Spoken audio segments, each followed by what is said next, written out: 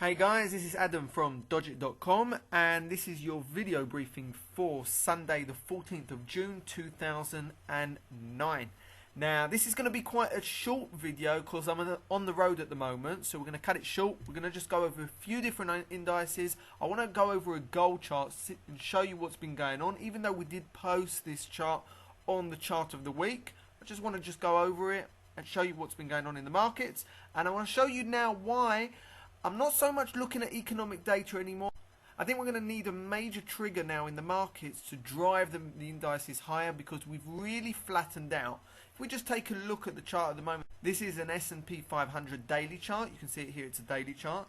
And what I'm looking at the moment is the angle of the trend. Now, if you take a look at this, look at this steep angle. And then basically since then we've just been getting a lot more flatter. Look at the trend itself. Look how it's going. It's really been going flat, and if we look now, we've reached this major resistance level. We can see it was resistance also roughly around here, and it's formed this type of major resistance level around here. We are on support of the 200 MA, and I think what's going to happen now is we're going to really need a kind of boost in the market, something that's really going to trigger us to go higher. And I don't think economic data is really going to cut it this time. We've got decreasing volume. You can see that the volume here really been decreasing, and I think what we're going to need is we're going to really need either some stability, further stability. I'm talking about in the housing sector, because if we look at the charts at the moment, the charts aren't doing that good compared to the overall market. So what I'm looking for is like this. We have got a lot of data coming out this week. I wouldn't be too surprised if we just receive some intraday volatility and then it all dies down and we stay around the same level. Obviously we're going to have to take a look at Monday's session, see how it plays out. If we do break higher, then yes, you can be thinking about long positions. If not, just play it by ear, see how it goes. Alright, the next chart that I brought up is a gold chart. Now, I want to show you something on this chart, and this is why I've been stating, you can see it on a few of the reports, I've been stating that I think things are starting to return to normal. We've seen a lot of risk appetite, especially on the different currency pairs, and the major indices are going higher. Now, a lot of people were talking about a bullish rally in a bear market. I'm not so sure anymore. And the reason for that is because the markets are holding up nicely. Money's coming out of bonds, it's going back into stocks. Emerging markets are starting to pick up a little bit, and we are starting to receive a little bit of good economic data coming out. I'm not saying it's overly impressive, but it is starting to pick up a little bit. And what basically happened was that at the moment, a lot of people were fearing inflation because there's a lot of money coming into the market still. Central banks are still trying to stabilize out the economy, to loosen up the financial system. And I think a lot of people were fearing that inflationary problems were going to start to rise. And that's why we received this nice bounce in gold. But if you look carefully at the moment, and I'm going to just plot a few trend lines on this chart. Check this out. We had this bullish trend going up like that. We broke it and headed down. Check this out. Let's just move this like that, and check it out now.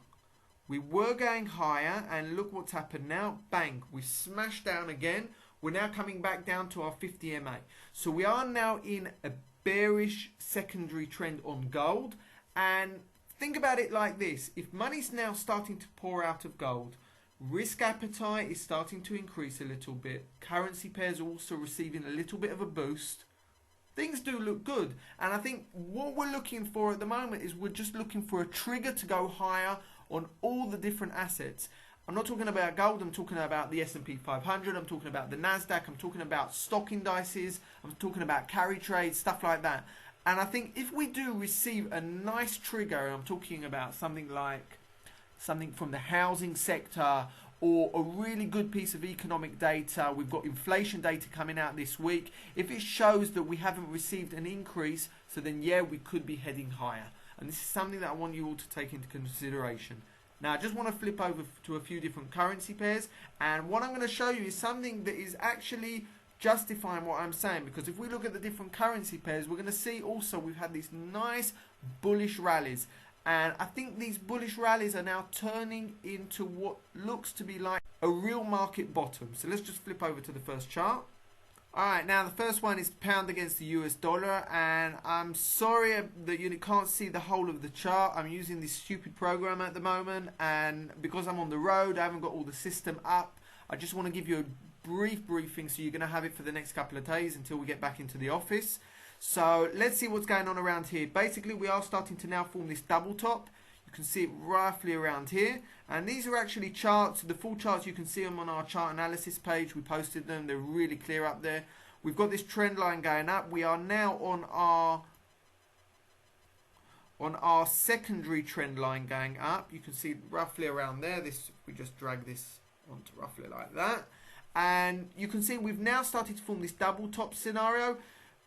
A double top scenario will be complete the minute we start to decrease, to start to decline. So I want to watch out a little bit around this area. If you're in trades at the moment, keep a close eye. If you're thinking of entering a trade, so then obviously you're not going to want to enter before we either break out of this resistance level, and we can see that this resistance, if we just drag it along here, we can see that this resistance level around here also acted resistance around this level. So wait for a clear break on this. Things do look good at the moment on the pound, on the euro. They are all looking at the moment quite good, especially that we are starting to receive all this information, and news headlines are starting to state that we could be starting to see mild recovery, and that the economies could really pick up during 2010. Most of the indices, most of the investors now are now pricing all of this in, and this is why we're receiving these nice rallies.